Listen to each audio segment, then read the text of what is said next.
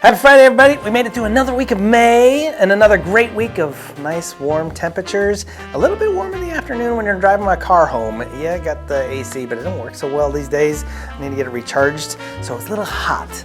But good because I love the warm weather, and I'm happy to see the allergies declining because that means I can spend a little bit more time outside, and I'm looking forward to that. So here we go for Friday.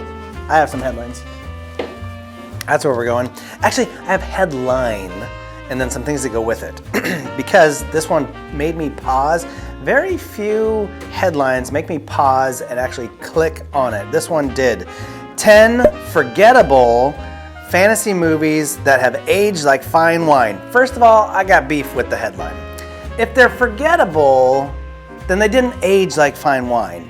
Because if the wine was crappy in the beginning that you forgot about it, it wasn't gonna age well, right? So it's not a forgettable movie. They were popular when they came out, and they've just been kind of lost in the shuffle. They've been put out to ferment a little bit longer and age nicely. Now that we have all this other stuff, now we got something to work with, okay?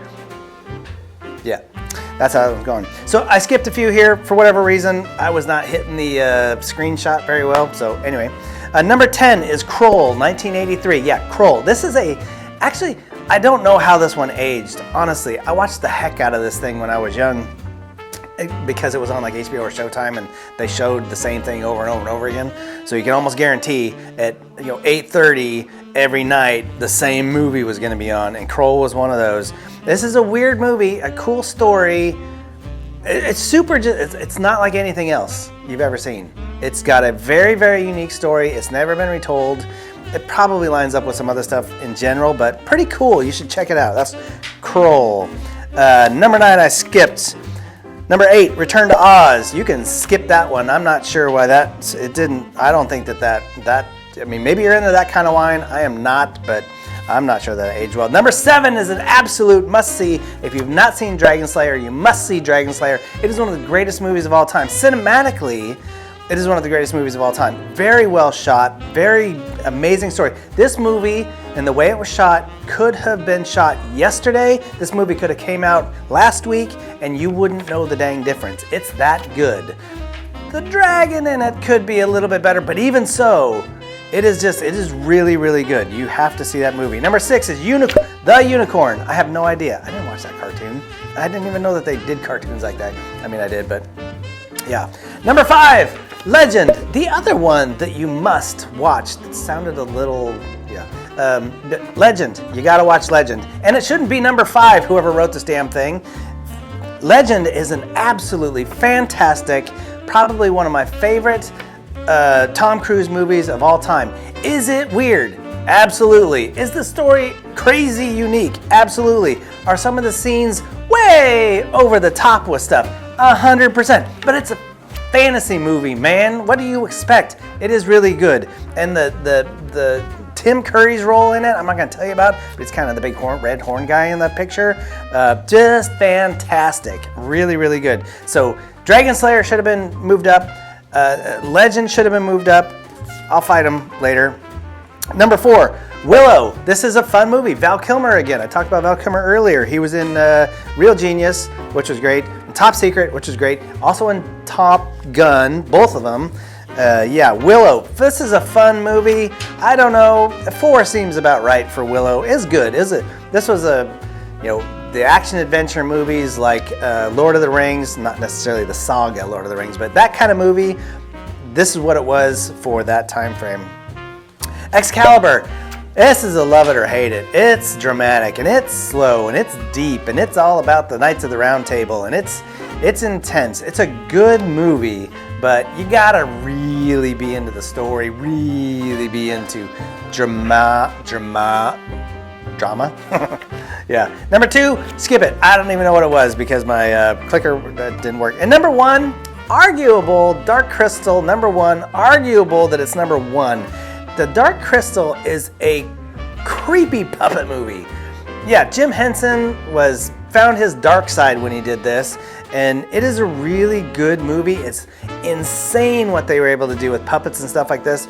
I think, honestly, it supersedes, it's better than AI, because you can feel AI, you can feel digital effects when you're watching them, even though it's Godzilla. And that's a really cool Godzilla. You know that Godzilla was digitally made. When you watch this and you see those puppets and those creatures in that, you know that that's real stuff, and it's really, really well done. Story's great.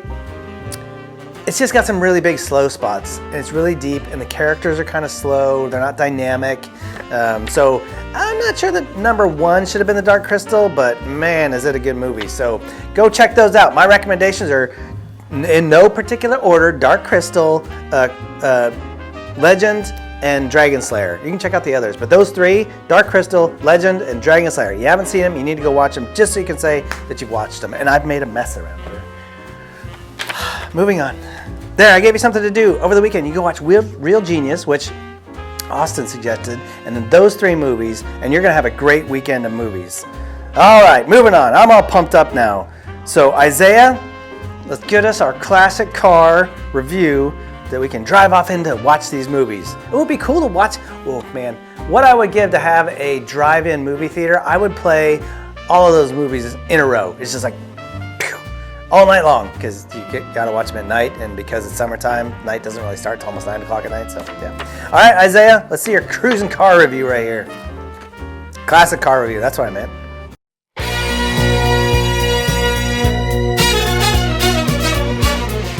Hey everyone, it's Isaiah here, and now this time is going to be a classic car review.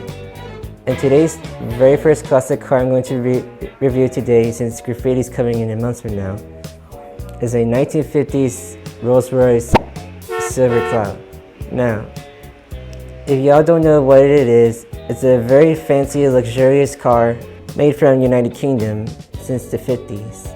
It was featured in other movies, games, and shows, while having fancy, luxurious modifications, especially as shiny hubcaps, shiny white walls, and shiny chrome parts.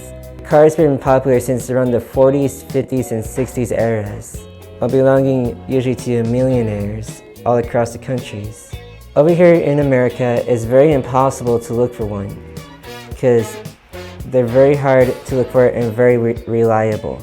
That's actually a right steering car or a left steering car, depending on which side you actually want to purchase the car to be.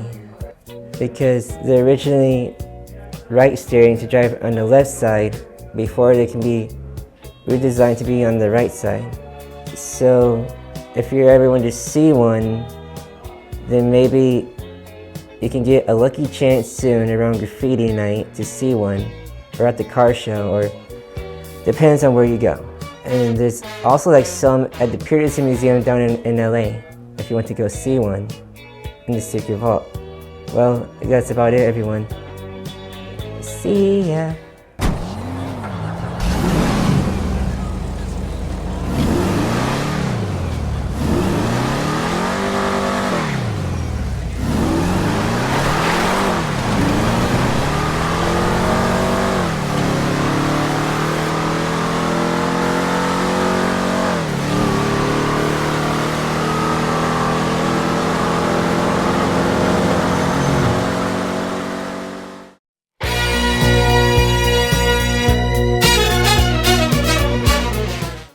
All right, yeah, this car reminds me, I was just explaining, this car is every 80s movie you saw. If someone was really, really like just insanely wealthy, or they were kings or queens, this is the car they got out of. Yeah, this was it. They had I think some of them had the suicide doors. That's the door that opens. It's called a suicide door because traffic's going this way. If this is the car, traffic's going this way, and the door opens this way. It's a suicide because if the car driving hits this door, whack, you're in it, versus the door opening this way and someone hitting the car and the door go the other way. It's called a suicide door, just so y'all know. Cool car, very cool. Yep, we are moving up to Graffiti coming up soon, so checking out the classic cars. And oh, by the way, if you didn't know, there is a classic car museum not too far from here. We've actually walked over there before. It's a long walk, but it's a cool place to go. Check it out. They do some cool stuff, and I think Isaiah's pretty frequent over there as well, and maybe his cousin or his aunt or something like that. works over there. So very cool, Isaiah. Thank you for that. Next up, Gary with some epic free games.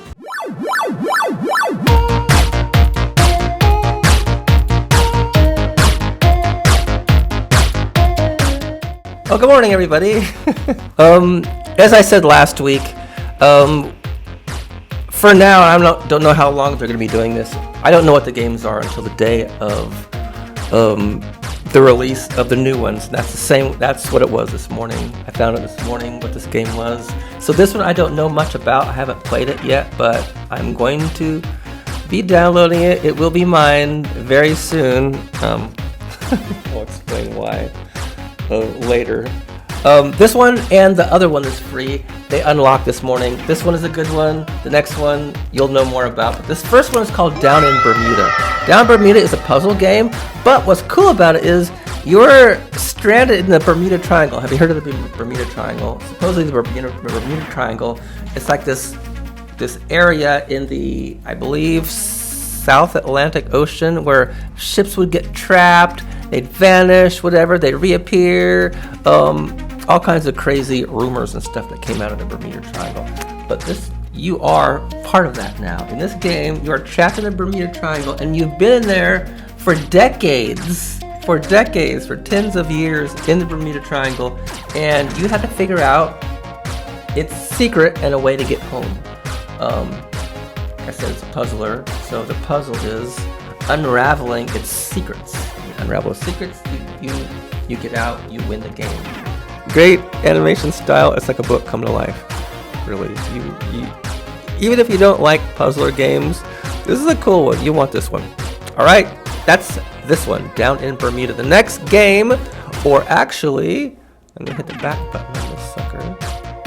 Games is Tomb Raider 1, 2, and 3 remastered.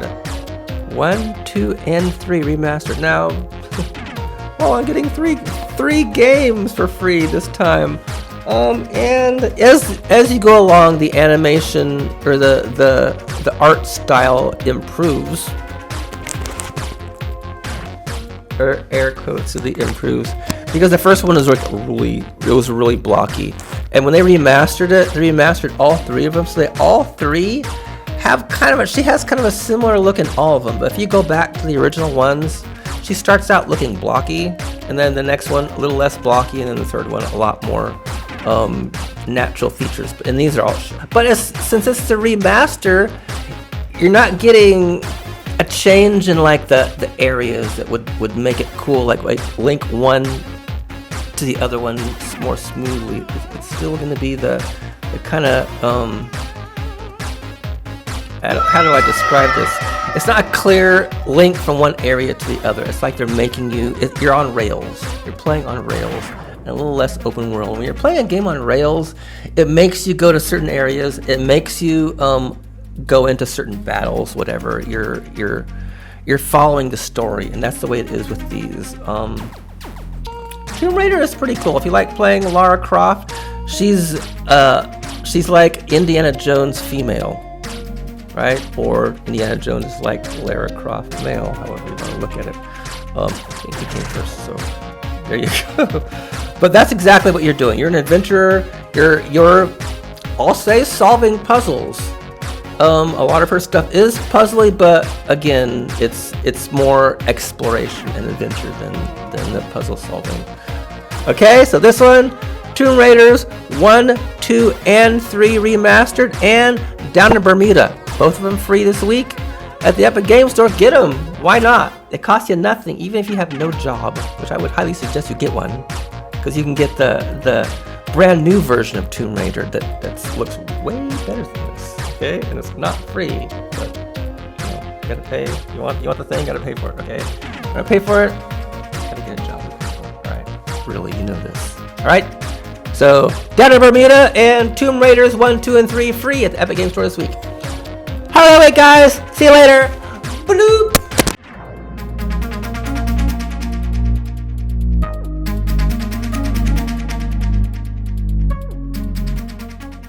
Okay, thank you for that, Gary. Now, let me be clear, because I always say you got your free games, you got some movies at Austin's recommendation to go do. Now, I gave you 3 other movies, so 4. So let's just balance it out here. Make sure that we don't spend too much on the free game, which could be cool, but we get those movies watched. This is important. You're going to appreciate it. You're going to come back on Monday and be like, I'm so thankful I watched all 4 of those movies.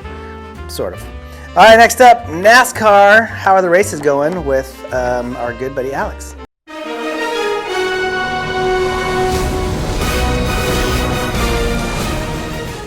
We're back for more NASCAR race winning picks after a long hiatus break. It's time to recap of what has been going on in the NASCAR world lately. So starting off with Kansas, in the O'Reilly race, Brandon Jones winning at Kansas Speedway, Carson Kvapil upside down on lap 2, which was one of the craziest wrecks we've seen. How about Talladega? Corey Day winning his first race of the season, same for Hosefar. In that massive 26-car wreck, Tyler Reddick winning at Kansas. OPS, the football player Jason Kelsey, who played for the Philadelphia Eagles, was actually on Corey Day's pit crew. Oh yeah, that's right. He was a part of Corey Day's pit crew and got to witness him win, which was pretty amazing to see. And talk about Texas, Chase Elliott winning at Texas Motor Speedway, which is his second win in the 2026 season. And the All-Star race at Dover, which I really didn't care about much. Now it's time to move on to the next race, and that is the home of NASCAR in North Carolina, and that is Charlotte Motor Speedway. This is where the backyard of NASCAR begins. Tonight, for the NASCAR Craftsman Truck Series race, it will take place on Friday night on Fox Sports 1. You could catch the O'Reilly Series on CW, and you could catch the Cup Series returning this week on Prime for the first time since last year. They returned to Prime, which they still have that 7-year contract for the TV deal, which should be a good race. This racetrack is born to these guys who know how to race at Charlotte Motor Speedway, and not to mention about the dirt track, the shortest dirt track on the schedule, and the longest 1.5 mile track that is known for great racing and some exciting finishes that you'll see this week at Charlotte. Now it's time to get the picks. Zach, who wins at Charlotte? My pick will probably be William Byron. William Byron, who has never won at Charlotte in the Cup car, but hoping that this time could be the time for him. But William Byron has been struggling lately in the 2026 season, still looking for that win, but hopefully it could come this week at Charlotte. But I'm going to go with the guy who has pretty much had good runs all season, but still looking for that first win. Back-to-back top 10s. I'm going with Daniel Suarez. Now this by far is another controversy pick that I've chose, because out of all those picks, Daniel Suarez has come so close on these wins, so close in top 5s, but he's gotten top 10s. So can Daniel get a top 5 finish, or can he win at Charlotte? We are about to see this week. So it all depends on who's got the fastest car and who's got the better handling car, which handling is going to be a big factor more than speed. So unlike last year's race, Ross Chastain held off William Byron for the win, and he won at Charlotte. But this year, Ross is still starting to struggle for Trackhouse, even though they had last week's winners Shane Van Gisbergen at Watkins Glen and last week's race at Dover. But who is going to win at Charlotte?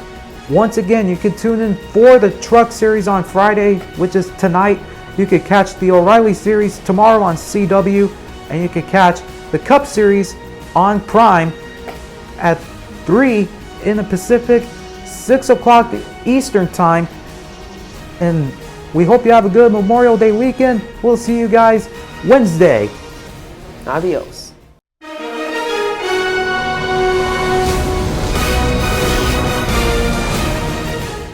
Yes, races at Charlotte Motor Speedway. It's another one of the popular, very well-known tracks.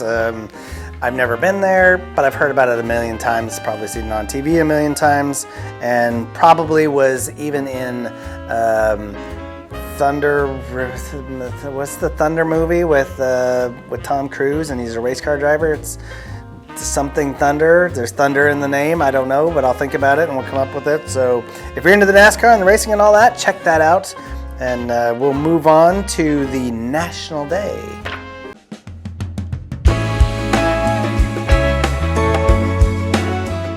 Morning, everybody. Here we are, Friday. We've sloped and slid and we're out the door of the week practically, on for the weekend. Ooh, a 3-day weekend, because we won't be here on Monday because it's Memorial Day. But the National Day today is, I know some of you aren't going to care or whatever. I just thought it might be interesting. It's National, what was it again? National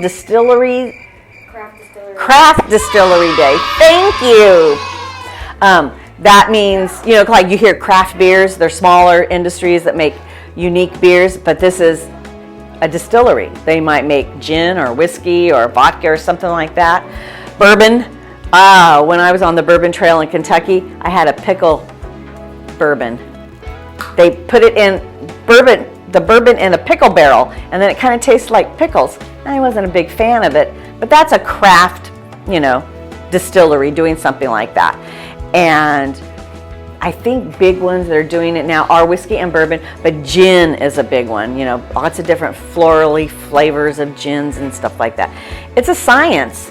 You know, I know it's an alcoholic beverage, but it is a science to be a distiller or a vintner or all of those different things. Just like baking, it's a craft and it's science, and you got to have all the right stuff in there. Otherwise, you're just going to have bad punch. Realistically, you'd be surprised what goes into a lot of things. You know, a lot of vodkas are potatoes. Could you think of taking a potato and turning it into vodka? Well, they do. More power to them, huh? I would probably have just starch. So when you're thinking about it, or somebody has a drink, or you're just interested in it, look it up for today's Craft Distillery Day.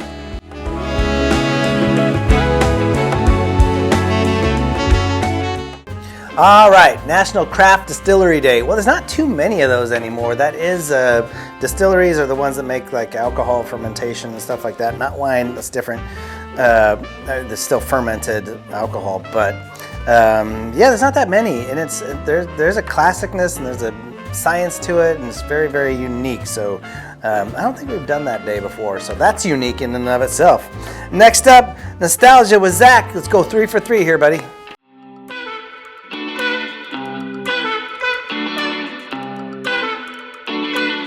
Everybody, and welcome to Nostalgia. And today we're going to talk about the #1 show on Disney Channel. It is one that will start the summer right. I think you know the greatest stepbrothers of all time. They are Phineas and Ferb. Now this show came out somewhere in the 2000s, and then it became very popular. It's like talks about two stepbrothers named Phineas and Ferb who get bored during the summer, so they plan on inventing other things for their friends and others. Eventually Candace tries to bust them, but she ends up not doing it because, you know, Dr. Doofenshmirtz always gets stopped by Perry the Platypus. It is hilarious that he always does naders like every single day or something, and Perry the Platypus always stops him, and eventually he gets mad and says, "Curse you, Perry the Platypus," all that. And but all in all, it's a good show, and they eventually came back last year, so now we can watch their new shows for season 5. But enough of me talking. I hope you enjoyed this nostalgia.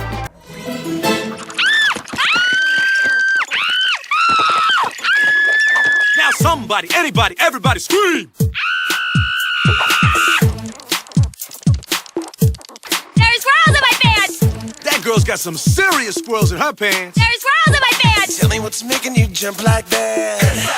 Squirrels in my pants. Ain't Ain't got no chickens, ain't got no rest. Squirrels in my pants! S to the I to the M to the P, then maybe you can be moving like me. Step right over and watch me put it down.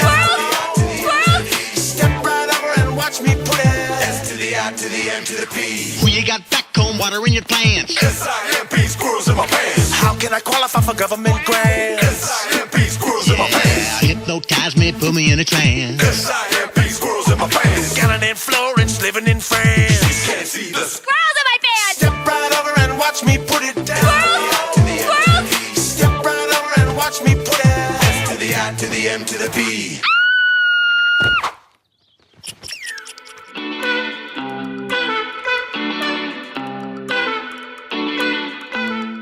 Hey, where's Perry? I love Phineas and Ferb. Actually, I watched it a lot. My kids, this is a sweet spot for my boys, especially my older son. He was a huge fan. We watched this all the time. I really actually enjoyed the cartoon quite a bit. Hey, Phineas, what are we gonna do today? I would make the jokes. I still make the jokes. Hey, where's Perry? Every once in a while around the house. Really good. I loved Perry. I thought that was just a funny piece of the show. So random. And Doofenshmirtz, you know, he was such a complicated character. I think there was a portion of this that was built for adults because he was such a complicated character. He embodied a lot of normal dad stuff, and then he became a dad. His daughter shows up at somewhere in the series. Really funny. I super enjoyed this. Sad to see it go away, but all good things have to come to an end every once in a while. Just like today's episode, but not before we get to Christina's jokes.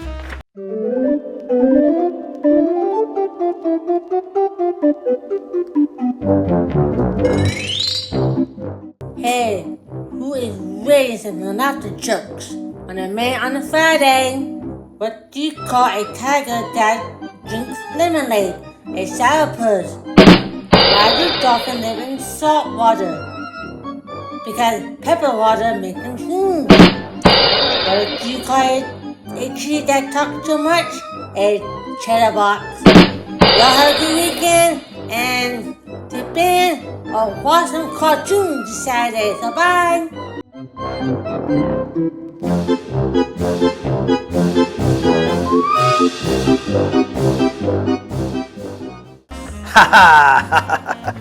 A cheddar box, yes. Some might say I'm a bit of a cheddar box. I do like cheese, and cheddar's probably close to my favorite. Smoked Gouda, I think, is my favorite. But I have discovered spicy cheese. Spicy cheeses. There's all these cheeses now that have like different spices. I found one at Costco. It's like an Irish cheese. It comes in this weird brick form. Oh man, the flavor is so good. It's like a smoked cheddar. It's got all these different herbs in it and stuff. It just has amazing flavor, and then it's got this kick to it. It's really good. And then I found this other one that is a cheddar, but it's really soft cheddar, and it is so freaking spicy. I've had to cut this pieces smaller and smaller because it's very spicy. I mean, it's really hot, but it has great flavor, which is important when it comes to spice. All right, we're gonna cheddar cheese our way right out of here, and that is it for Friday. Hopefully you checked out. If you haven't, you can still check out the podcast, Got Plans, Modesto. That is Joe, Trish, and Connor giving us the rundown on what's going on this weekend, give you some ideas. You want to get out and about and do some fun stuff. They give you the date, the time, the location, and the cost. A lot of times they're free, which is cool. And hope everybody has a great weekend. We'll see you next week on The Morning Routine. Take care, everybody.